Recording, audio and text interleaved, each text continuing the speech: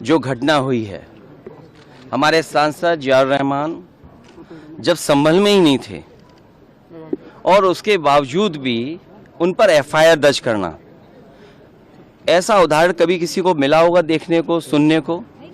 एक police officer ये कह रहा हो कि नेता बनना छोड़ दो, नेताओं का सहारा लेना छोड़ दो, किसके लिए भाषा थी वो? और मैं ये कहना चाहता हूं, हालांकि ये सब जानकारी आपके पास है, दुखद है कि नईम जैसे नौजवान की जान चली गई, बिलाल की जान गई है, रोमान की जान गई है, कैफ, अयान, और इसमें से कुछ कम उम्र के भी हैं।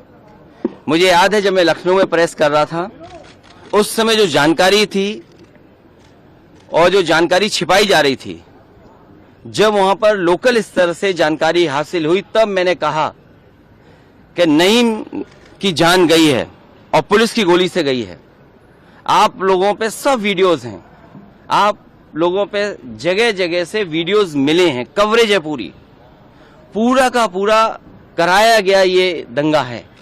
और किसने कराया? सरकार ने कराया, क्योंकि सरकार जो बेईमानी कर रही थी, सरकार जिसने वोट लूटा, सरकार ने जिसने मशीन पर ईवीएम की बटन बार बार पुलिस से दबाई, प्राइवेट ड्रेस में पुलिस लगाई, उस चुनाव में इनकी धांधली, इनकी चोरी न पकड़ी है, इसलिए जानबूझ करके संभल में घटना कराई है। और मैं पढ़ना चाहता हूं, संभल की शाही जामा मस्जिद के खिलाफ 19/11/2024 को सिविल जज चंदौसी संभल में एक याचिका डाली गई।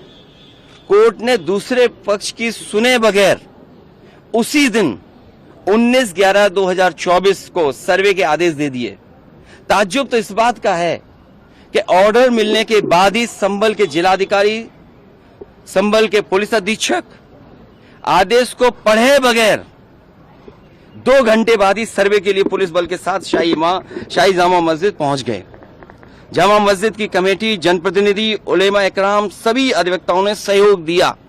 जिस समय पहली बार सर्वे हुआ है और कोर्ट के आदेश के बाद पूरा का पूरा सहयोग, जो भी वहां जिम्मेदार लोग थे, जो भी जिम्मेदार वहां पर मौके पे थे, सबने सहयोग किया।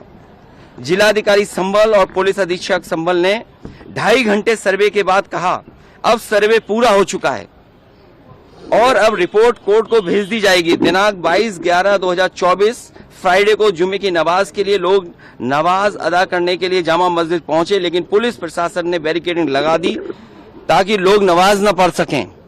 उसके बाद भी लोगों ने संयम बरता, नमाज अदा की और किसी प्रकार का विरोध प्रदर्शन नहीं हुआ, किसी तरह की विरोध नहीं हुआ। 29 तारीख को कोर्ट की अगली तारीख तय थी।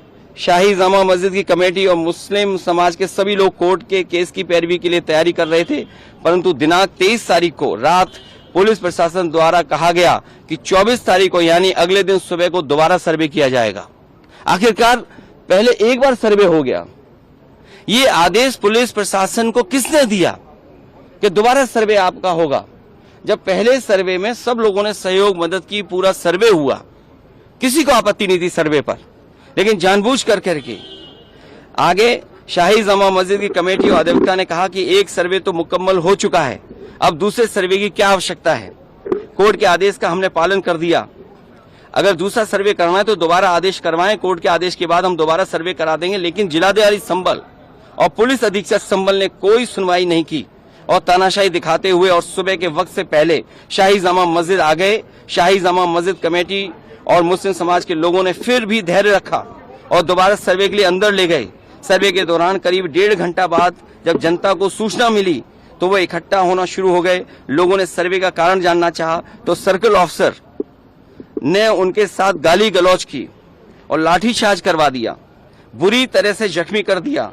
इसका विरोध करते हुए चंद लोगों ने पत्थर चलाए, जिसके बदले में पुलिस, सिपाही से लेकर अधिकारी तक ने अपने सरकारी और प्राइवेट हथियारों से गोलियां चलाई, जिसकी वीडियो रिकॉर्डिंग है, जिसके एवज में दर्जन लोग गोलियों से घायल हो गए। 5 मासूमों जो कि अपने घर से सामान लेने के लिए निकले थे, उनकी मृत्यु हो गई। संभल का माहौल बिगाड़ने में याचिका दायर करने वाले लोगों के साथ पुलिस और प्रशासन के लोग जिम्मेदार हैं। इनको निलंबित किया जाना चाहिए और हत्या का मुकदमा चलाया जाना चाहिए।